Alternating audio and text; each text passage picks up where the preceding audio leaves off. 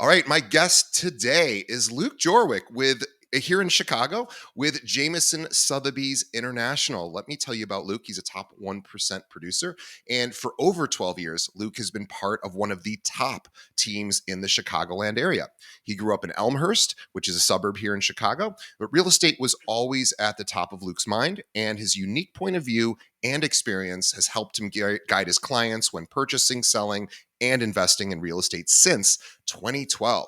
He's the youngest of four children. He grew up with dozens of family members in Elmhurst and the surrounding areas. The experience of having family members from 2 to 90 years old in Elmhurst provides Luke with an unmatched understanding of the town and the way of life there. Luke is a graduate of York High School and Loyola University here in Chicago. After college, he lived and invested in properties in River North and Lincoln Park. More recently, Luke has moved back to Elmhurst and renovated a home right near his family's home with his Bernedoodle named Lady, which is, I might have to see a picture of a Bernedoodle. I'm not sure I know Bernedoodle, but that's awesome. And doesn't shed. His parents live nearby in the same home that they have been in has been in the family for over 50 years. Helping clients purchase and sell real estate is endlessly fulfilling, and Luke prides himself on his honesty, his work ethic, and innate ability to listen deeply and understand each client's unique needs. Each real estate transaction, of course, is different and has its own challenges and triumphs. Luke would love the opportunity to work with you. And he's just a heck of a nice guy. I want everybody to follow Luke on his Instagram, which is Luke Jorwick, Jorwic. I will have a link to that in the show notes. Follow him on Instagram. Luke, welcome to the show. Thank you. I am really excited. I have to sort of peel back the curtain. I went into a complete panic right before, right 1:58, 2 minutes before airtime, because my computer decided to update. And I knew it was supposed to update today, but I didn't think it would update right when I was trying to get Luke on. And Luke and I were not connected on social media, and I couldn't even look up his phone number. I'm like, please, I'm here. I just waiting. So Luke is a gracious guy, and I am really excited to talk to him. And I will calm down from my freak out from earlier. And really, I want to learn about Luke. So Luke, tell me a little bit about yourself. I know you grew up in the suburbs. What brought you into real estate? I always was obsessed with real estate. When I graduated high school in 2009. When I graduated, I really wanted to go to DePaul and they actually had a real estate degree. But it was 2009. My parents were like, maybe you should get a degree in something other than real estate. Yeah, the market just is tanking. Let's do something else. Yeah, all we're hearing is terrible things about real estate. But much to their dismay, at the beginning, I'm kidding. I was a little, got a different degree, but always loved real estate. And between my junior and senior years, I started working for my current team actually as an intern, and I just never left. I worked full time senior year, and we're still here. Wow. Yeah. So as a senior, were you selling or were you more supporting the team? I was doing both. I got my license during that summer because you have to have a license to do anything meaningful. Sure.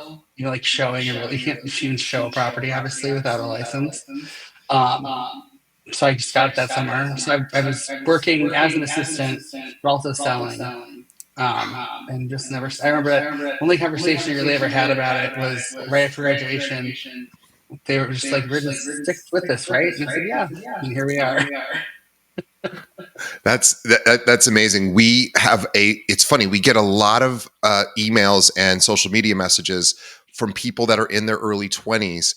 And I love to talk to people who started in their earliest 20s because it seems daunting. It seems like that would be a challenge. And, getting somebody to help you, trust you to, of course, help them purchase or sell. Or did you do a lot of rentals back then? Because I imagine your peer group at 21 was mostly renting, or how did you first get started? But I just started. Even with my team, there was really no formal process. I just got thrown in. I figured it out. I think my first appointment was a final walkthrough. Not even know what that meant. It's right before closing to make sure everything's okay with the unit. And it was the high rise at the pinnacle. And they were just like, yeah, just go. It's at 9 o'clock. The doorman will leave you the key. It'll be fine. and I figured it out. There was some issue with, like, the TV remote, but it all worked out. Like, I was trying to call someone, no one pick up. So yeah, it was just trial by fire, and luckily I knew lots of people. I did lots of rentals in the beginning, but you just stuck with it. And how many years later is that? For 13 and a half, almost 14 Yeah. years. Yeah. Yeah, still doing it. So I mean, it's really fun. I think it's crazy that real estate, not crazy, but it's always interesting to me that real estate is a very common second job, like a career change job. Because the thought of having a salary benefit, I joke all the time, I'm like, that sounds great. But I never knew that. So this just weird, crazy way of making a living is the only thing I know.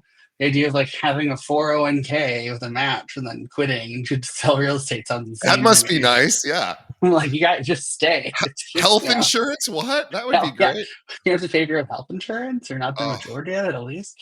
I pay myself. I pay myself. I have an S corporation, so I'm even though I'm technically an employee of my own company, I don't have group Sure. health insurance either. I have traditional individual insurance. And I was at the dentist yesterday, and it's so painful to pay. So I'm like I can't wait to get married and hopefully get on someone else's I group know. plan. But I wanted to touch on something that you mentioned about part-time, because most agents or most people that have a license are part-time, which is really interesting. And they have other jobs in a lot of cases. And I talk to agents who are full-time. Of course, on the show, everyone's full-time, just like you work so much and you work so hard and well into the evenings, because it is, of course, your business. And I can't imagine doing both. I mean, to me, it would, of course, be nice with the benefits, but I don't know how even just doing one deal on top of your regular job seems like a very daunting task. Yeah, I don't understand how people could do that. I mean, more power to them, but just even the mental load of just having one deal going on, I can't imagine thinking of anything else. But people do it. I don't understand why you'd want to work with somebody who's a part-time broker. I'm sure they're great part-time brokers, but for myself, I couldn't imagine doing this, doing anything else. It is a tricky schedule, just having this job, so I can't imagine doing it while doing something else. But So it's 2025, and I want to talk a little bit about challenges. I rarely talk about this, and I think it's really interesting to our audience because everyone struggles. Everyone's business is imperfect. Everyone's got something that they want to work on or they know they should work on. Just out of curiosity, because you are an incredibly successful agent, you do very, very well, and people certainly aspire to that, but they don't relate to it as much, right? So let's humanize you a little bit, and let's talk about what currently, we have challenges in the market right now. We have low yeah. inventory, we have rates where we would prefer them not to be. So for you personally, where are you finding like I need to work on this part of my business?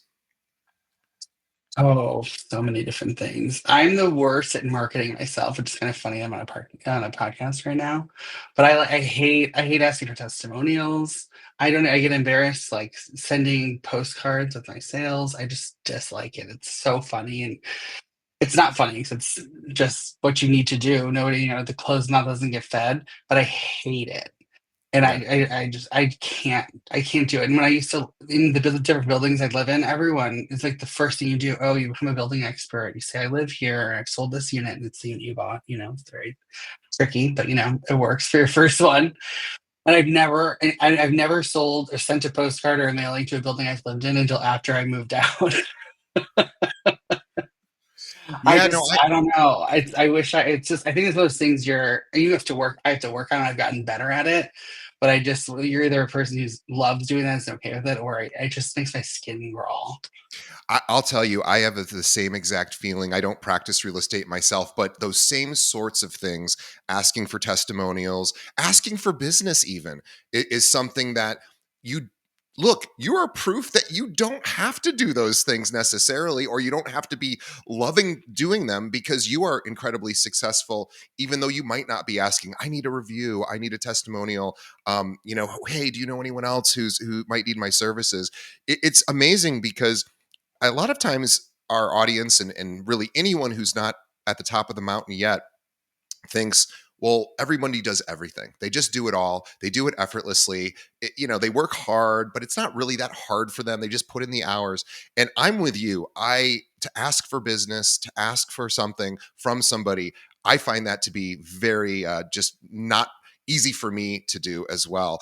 I recruit realtors. I've never once asked a realtor, "So, are you ready to join us?" Like I guess I'm afraid of the no or something, but I Yeah, just don't want to ask that. So I think that's incredibly relatable. And hopefully, our audience listening thinking, well, gosh, I'm not good at that either. It's okay. You don't have to be. You can always aspire to be, but you don't have to be. And that's the coolest part about this podcast, or not about the podcast, but about doing this podcast, because people do it in all sorts of different ways. So I appreciate your honesty there, and again, very, very relatable thing. I think even asking friends for business, that's the oof, that would be a worst. tough one. Yeah, the Sometimes I'm just worst. like, you don't have to. I'll be like, you don't, I'll be like, just for the record, even if I am kind of trying to get the business, I'll be like, it's not. I'm not trying to get the. I get it. You're looking for a broker. I know great brokers, but I'm just like, no, just ask. Just say. I've gotten better at that individually with one to one on one, or with people I know, especially over time. It's like, yeah, because I know what to do. It's like you have to like tell yourself, I actually am the best person for this job. But I also will never like areas I don't know or types of properties I don't know. Which I can't really think of one, but I'm not gonna be like, oh, if you're looking in Libertyville, sure, I'll do it. I've never been to Libertyville. So I'm not gonna tell you I can do that. Like I'm not Right. because a lot of brokers do. They'll say, sure, I'll do it anywhere, and more power to them. I'm sure they're great. But I know, especially on the neighborhoods in Chicago, I know very well, and in Elmhurst specifically too. It's like you laugh when that unit that's been on this market for 6 months sells, and you laugh and you see it sold for some broker from out of town. And you're like, oh yeah, that's why they paid that price, because they've never been here before, and they don't know that like it was on the market for 8 months because it shouldn't be that price. Right. No, I really appreciate that. And I think too, there's something very powerful about saying, I don't do that, or I'm not the right person for that. To me, when I hear you say that, I hear honesty, I hear authenticity, and I hear courage, right? The courage to say, I'm not the right person. And I like you enough as a possible client to give you to somebody else. And maybe you refer it out, or you have a partner somewhere. If somebody says, I want to sell a factory, and you're like, I don't really know how to do that. Maybe you do, but a lot of agents don't. But there are people that do. And that's all they do is sell factories. And as hard as it is to give away maybe that business, it really, I think, ultimately comes back. I always love when I go into a store and person talks me out of buying something, which isn't that common, but when I do, and they go, you know what, you don't want to buy that, don't get that, like either wait until it goes on sale, or it's not for you. Or I love when people say that, like Oh, I when I love go, telling my clients not to buy places. It saves us all time. yeah, It's always, especially in this tight inventory market, it's hard because it has been this way for years. And I feel like every year it's like, oh, the inventory's tight. It's been tight since like 2015. This is not new news. It's gotten worse, but it's always been like people just want to show their clients places. And I always say it's like the first few times you go out, especially when you're working with a buyer, it's like, I'll show you anything because you need to know the market. And when something hits, you need to be able to make that decision. But after a while, people, especially in this market, get a little more desperate. And they're like, well, I might buy this. I'm just like, no, don't, because I'm not going to let you buy it because I have to then hopefully sell it one day when you call me. right. And there's different reasons the places don't work for different people for different reasons. So I know you just said you want a place with two garage spots and an elevator, and this is a walk up loft on the third floor. Like, you're not going to be happy here. So just Well, listen. and you also too, you are super aware that if you were to recommend something that you didn't feel was in their best interest, that's a violation of your own ethics. Forget about the National Association of Realtors code of ethics, which it is too, but it's actually something that I can tell you're a very authentic person. So I want to talk a little bit about your why. So tell us about what it means to you to get to work with buyers and sellers. I'm very fascinated with how people live in their homes. I'm a huge homebody, which is hard with this job because you have to leave. I kind of love the pandemic, not gonna lie. But growing up, like the house I grew up in was always, my parents are both the oldest of their family, and we're most of the oldest of our cousins on my one side of the family. So everything was just at our house. And my parents also bought the house they live in from my grandparents. Oh, wow. So who are still alive, and they bought it like 25 years ago. So everything's Amazing. naturally like all the events are at our house. It just happens. And I also have a brother who's 2 years older than me who has autism. So it's just always easier to have stuff at our house. Everything's just been at our house. So it's like my whole life is just entertaining, having people over. And I really get a kick out of figuring out how people live currently and their goals and how they want to live in the future. And I can tell, and because I've known this for so long, I can just picture where someone's going to live, probably a lot of times before they can, just from getting to know them. And you just have to know what questions to ask. You have to get to know clients, and that's what I love. Like I love like a year later getting a text from my client sitting in their sunroom being like, I never even knew I wanted a sunroom, thank you so much. Just random stuff like that um, is why I do this and what gets me through the ups and downs of a life in real estate, because there are plenty of them. Is that, and then just the relationships with my clients is just very fun and makes each day different, which I love. I always like to ask this of my guests that after a sale, we're the data says they probably aren't moving for 7 to 10 years or whatever the current number is. What are you doing in between? So you've sold them the home, or they've, either purchased or sold a home. What are you doing to stay top of or back of mind or top of mind? How are you staying in touch? I love, and it's different because it's so easy to be in touch with people these days. You've got texts, you've got social media, you've got every weird little TikTok. I don't do a TikTok, but I should. I was really excited when I was potentially getting shut down. It still does. I don't want to get started there, but I should. But any point being, there's so many ways, and it's a lot of times it's just intuitive. Like you'll be driving past a house that it just makes you think of a client or their house or a comp, and it's just making the time to do it right away when you think about it, or at least make a note. Reach out to these people, because even if it's people you didn't end up being close to, you don't become friends with all your clients. It's just important to stay in touch, not only to be top of mind, but to help them with stuff. Like you want to be that person who they go to and they're like, oh, I have this leak. Do you have someone? And even if I don't, I'll find someone, Yeah. and I can call you. But it's funny because one of our managing broker at Jameson calls it one night standing your clients. If you Sell close and and then then don't call don't them mention. again, Yeah. Yeah. it's like, which is a good way to think of it. It And is a it's really good just way to think of it. You're right. in the first couple times you have to be intentional about it, like 60 days out, check in, whatever. But what on their by anniversary of them buying, check in, stuff like that. Those things you have to do, and that is the effort of it. But the rest of it is I'd rather contact them less. Like I don't have a content calendar, which again, I'm sure everyone says you should. I don't have one of those. I don't like send out emails to my entire client list all the time. But as long as the first few times I've set them up and I do contact everyone on their anniversaries of their sales, etc. But then after that, it's all just reality of when I think of them. It's not Yeah. contrived, which I think makes it more valuable. Like I'd rather have two or three. I always do a Christmas card, obviously, do a holiday card, and do my fire anniversary. So everyone's hearing from me 4 times a year on things that are just standard that they're going to hear. And then every other time, if I reach out to them, it's legitimately just because I thought of them, which I view as better than I'd rather have 5 touches a year than 12 if they're all fake. Not fake, but contrived or thought of ahead of time. I agree. I wrote an article once for a real estate magazine called "Nobody Wants to Read Your Newsletter," and it's look, I guess a newsletter is better if you're doing nothing, then it's better than nothing. But a reach out, a phone call, hey, I was just thinking about you, or I was thinking about your property, or just you came into my mind. That's going to trump the best newsletter that's out there. Yeah. You're absolutely So I right. feel like there's a couple brokers who do newsletters that I really like.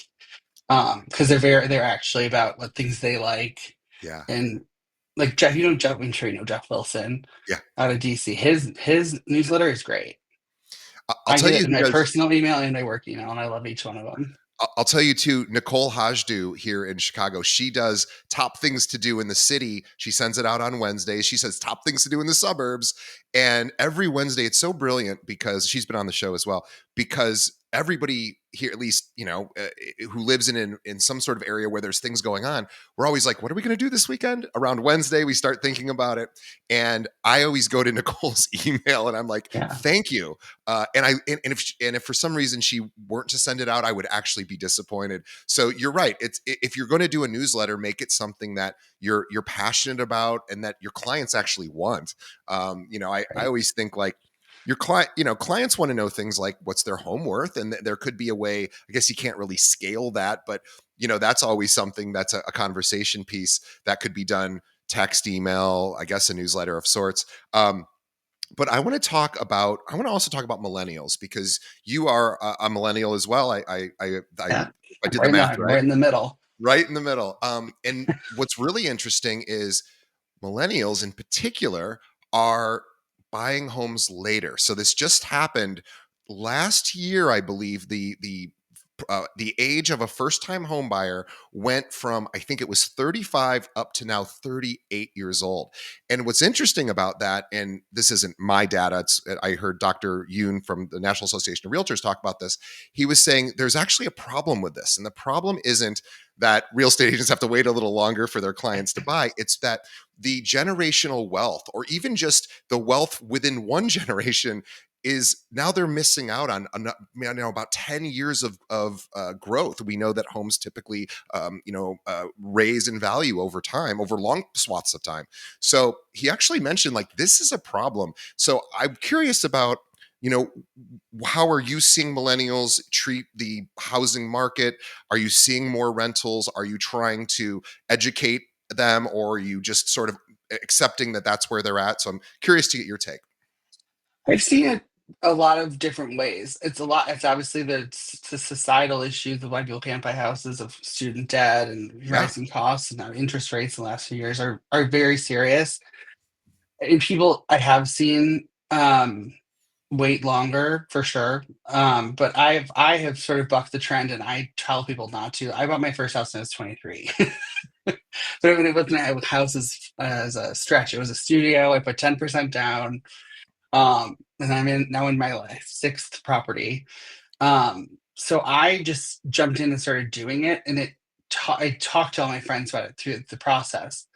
And it's actually something I always say. And since people are waiting, I think people want to wait longer, and they want to say, like, "Well, I'm going to buy a house. I'm already 32. I want to buy a house and be in a long time."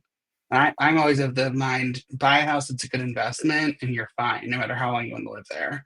Luckily, obviously, the market's been great for the last 12 years, 13 years. But either way, if you buy something that's good value that checks all the boxes, and you don't put yourself in a position to have to sell, you're not going to lose money.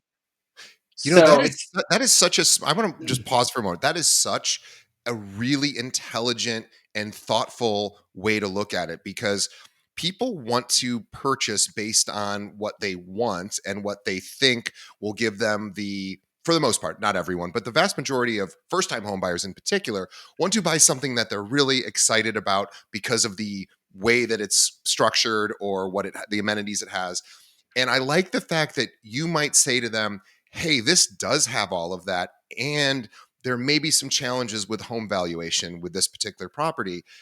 I like that you bring that in. That is an incredibly interesting thing, because you say, I don't know when you're going to move out. You might have to move out in 2 years. Life gets in the way, life changes. And I don't want this to be something that you regret simply because the market timing might not be great. So you are the first person I have ever heard say that. And I really, really admire that. So tell me a little bit more about that, how you sort of make those determinations. I mean, it's each client's different. I'm happy to help people rent. I am the least pushy person in the world. I will never be like, you should read this article, generational wealth. I mean, I love real estate brokers, but the line of create generational wealth through real estate, it's like, we're not economists. We're not your financial advisor. Right. Like, just chill. Brokers need to chill out a little bit. And it's just about talking to that client, helping them through what's right for them, and then having their back. Because at the end of the day, that's really what I think our job Yeah. is knowing that if in 2 years this person loses their job or their spouse gets a job across the country, they're in a position to get out or rent, and it's an illiquid asset. So you have to take so much more consideration when purchasing it or even renting a place. Like there's so many variables that I think it's our job to think about. I always tell my clients is that leave the stressing up to me and you just find a house you like and I'll make sure everything else is taken care of. I'm not going to Yeah. sell you in a building that's financially bad. I'm not going to rent you in a building that I've heard is crap because we all know those buildings and stuff like that. It's just, I want to make sure my clients are happy so that they keep sending me more clients. Like, I don't think it's, I don't even think about, I don't even keep a track of what deals I have pending. I really should. Or financially, like a lot of brokers are like, oh, what money do I have coming in? I don't even look at that because I know the more time I spend on that, the less time I'm spending thinking about my clients. So if you just focus on your clients and having their back, it's all that matters. And that's all Wow. they'll remember. And there may be times where you tell people you should rent right now because for Oh yeah. X, Y, and Z reason. And I love that. My boss told me to do that. I own a place now, but years ago I was thinking about buying and I wasn't sure when to get into the market and I just wasn't sure. I owned before, but I was renting at the time. And I go, I don't feel good renting. I should buy it. He goes, keep renting. Rent for another year. He's like, you get better stuff. You get what you want and it's not the right time. And I was like, okay. And I was so grateful that he did that because I would have found a place and I would have bought something and maybe it would have worked out, maybe it wouldn't have. But I love that when people, like you said, when people really have your back, that's really all we want in a service professional. Like we all have access to Zillow. The public has access to Zillow. They can find properties all day long. They don't really need us Right. for that. They need us to see all the things they can't see and that's what you're doing and I very very much appreciate that and you're also an investor so you are a guy that likes buying I properties love and buying real estate. My favorite thing to do. Everyone thinks I'm crazy. I'm always like, when am I going to move next? Everyone thinks I'm crazy. Like even right now, I live in a house that's 2 blocks from my one sister. My other sister lives another block this way, and my parents live 4 blocks this way. How could I ever move? Oh, and I have like a great rate, of course. But I'm like, oh, should I put my house on the market? Like I just want to. I'm gonna buy something else. I always am crazy, and I love that rush you get. It's nothing better. yeah I well what literally was singing this week about selling, and I probably will, but that's a whole other story.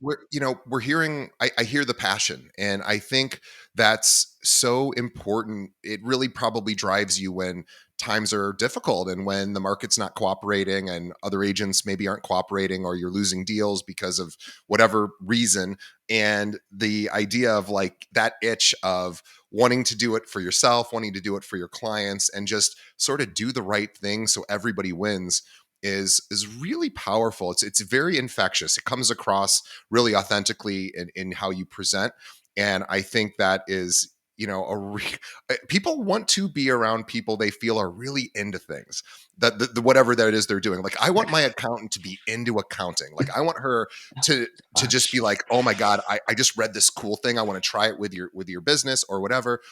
I love stuff like that. And I want my dentist to be really into dentistry. It sounds silly, but a lot of people just work a job and they're happy with it. It's okay, but they're not really into it in the way that I would want them to be, right? And so I search those people out, and you certainly seem to be of that ilk, and I think that's very attractive to clients. And Yeah. it probably means you don't have to do some of the traditional marketing that other agents do because that's not really your thing. Your thing is this authentic. I'm on your I should do side. more though. I'm still to be clear, I know I need to do more. Well, everybody needs to do more everything, right? We need to eat better, we need to work out, we need to take, Exactly. better we need to call our mothers but more. There's always things to do and I agree. Yeah, we always strive for more and better. And at the same time, we want to make sure we do that authentically and I think you are demonstrating that. I'm really, really impressed with it. Comes through very, very, very effortlessly, because you're clearly into it, and I love that. And I always tell people who are, struggling in this business, maybe you're just not into it enough. Like, get into it. Yes, cold calls, if you do those, they're going to always suck. Like, all of that stuff always sucks. But so do push-ups, and so do lots of things in life. Lots of things in life that are good for us suck, but you can still get into learning. I think learning is where is what's, I find to be like, when people really want to learn, even throughout their entire career. I love when my dermatologist is like, I just was at the dermatologist and they're like, oh, I just read this article I want to talk to you about. I was like, I'm so glad you're still reading. Like, I love Right. that you're just not going from patient to patient every 15 minutes, Right. for the rest of your career, because she could do that too. And but I want somebody that's like, hey, I got this idea for you, things like that. So you're kind of that guy, and I absolutely appreciate that. But yeah, let's talk about, so where do you see opportunities with millennials now? Like, what guidance do they need? Because we know that the average first time home buyer is a millennial. So how would you tell other agents, this is how you relate to a millennial? Here are some things they care about. What is it that a lot of agents don't understand? I think brokers who aren't millennials, and I guess people in general who aren't millennials, don't understand, and how could they haven't lived our experience, just how many weird things our age group has gone through in our young adult lives. It's like most of us became adults when everyone's like, don't buy a house. The market's going to crap. I don't care if you're an attorney graduating from Harvard, you still not going to get a school, you get a job. And every few years there's something, but I'm not going to go through the list. But since 2009, every few years there's some big like societal thing that I think a lot of millennials are like, I want to hold back from making big decisions because so many weird things have happened. They're a little bit more mistrustful, I think, of the traditional systems. Yes, and then in a good way, they want to be very prepared for every step they take, especially big financial stuff like buying a house. And sometimes people just need a little push, especially these days when prices are a little crazy. They need to be told what to do and why. And we're also very pragmatic in that we need to know why we are doing things and we want data to support our Yeah. decisions. Yeah. Well, you grew up with the internet. You were the first generation to have it pretty much your entire life for the most part. And so you Yeah, know how to get access to information, which is used to be the thing that only the experts had. Or, right. if you had an encyclopedia, I guess you maybe could have access to older information, but you didn't have access to new and quick information the way, I mean, it's just completely different now. So you're absolutely right. People need to prove themselves a bit more these days on, I'm not just a salesperson. I actually have the data. I know I'm not here to BS you. I am here to actually fill in the gaps in your knowledge.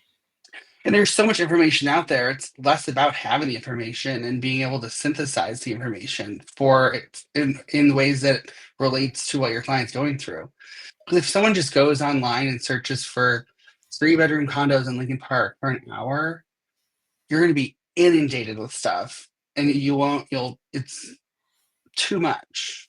And like you said, everyone has access to so much information. Everyone, before they even send it to me as their broker, it's on Redfin. They see that in 2021 they bought it for 540 and all this stuff. That, like, which is great, but that's no longer our job. Our job is to, like I said, synthesize all this information and tell them what not to, what of all this information, so much of it is unimportant.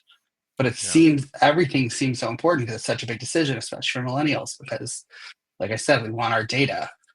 So doing that and telling people what to focus on and what's important from an investment standpoint and for a lifestyle of living in a property, that's what's important for us and what's important for millennials specifically as an age group.